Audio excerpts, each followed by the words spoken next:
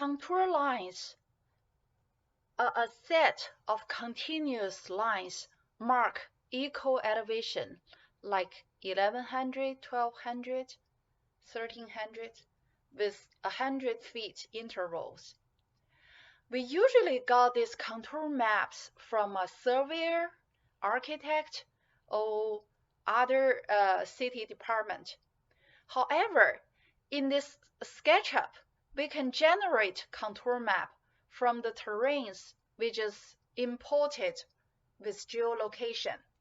I'll show you how to do it.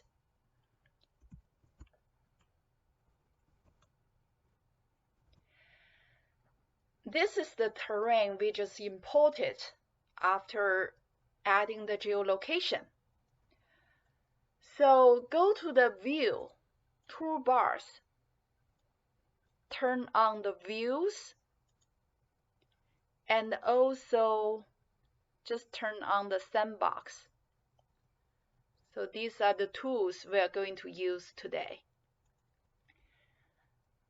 So these tools is a quick, the Views toolbar is a quick way you can look from the top view. Click on the camera, uncheck the perspective. So it will be like a rectangular shape of the, even though it's a terrain, 3D terrain, but if I click on the top view, it's showing a aerial map. So use the rectangle shape tool right here and draw a big rectangle shape on the ground. So if I orbit, you will see I draw a big rectangular shape on the ground, and some of the terrain is above it, some of them is below it. That's fine. So double click on this surface and use the Move tool. Click anywhere in the blank area and use the up arrow key to lock. So I'm going to move it 100 feet. Enter. My goal is to move this surface below the whole terrain area, below the lowest point. You see here is below. So now I'm going to make a stack of surfaces to be, let me think, 5 feet interval.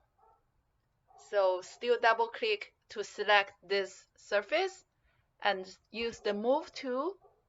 Click anywhere in the blank area and use the Control key, Option key for Mac, Control key for PC, and press the up arrow to lock it in the blue axis direction and input 5 feet. Enter. I'm going to immediately input 50x. So you see there is a terrain in it. So actually I don't need 50. I can probably just use 45 or something, but that's fine. I'm going to delete those anyway. So now this terrain is in the middle. My stack of rectangular shape of surfaces is all around it. It's above the tallest point and below the lowest point and larger than the terrain right here. So now I'm going to use the Select tool from left to right. Select everything in the model and the right click, Intersect Faces, click with Model. It seems nothing happened, but now you Select tool again, select from right to left, use the crossing selection, select all these faces and the edges, these two edges, and press Delete button, Delete key on your keyboard. So now select these two edges and delete. You can see I have contour lines. If I uncheck the terrain, you will see I have a set of contour lines created. There are some minor mistakes, like this enclosed area. I'm going to have a surface. I'm going to delete those and delete that one. And for this one, I'm going to use the line tool to just draw a line to connect these 2 points and delete these little mistakes.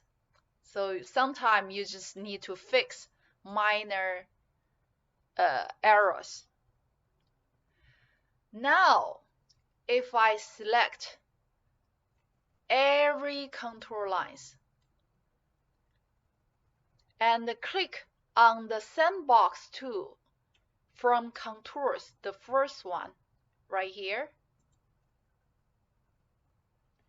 it takes a little while, a few seconds, but you see a surface is created from the contour lines. If you click on it, it's a group in the outliner. So I'm going to name it terrain from contours. So if I uncheck that one, you see it's separated. It's a separated group from my contour lines. Now you can either delete the contour lines, but in case you need it again, so I'm going to select all the contour lines and right click to make a group. I'm going to call it contour lines. Yeah, just give them very meaningful names so you can find them easily. So now is actually I can turn this off and turn back the terrain. I don't need to show the contour lines. So that's how you create a 3D surface, and you can edit this terrain later. So for now, I'm going to probably select a material for it. So it's a 3D terrain you can use to build your models on it. So that's how you generate a contour map and the 3D editable terrain surface from the imported location terrain.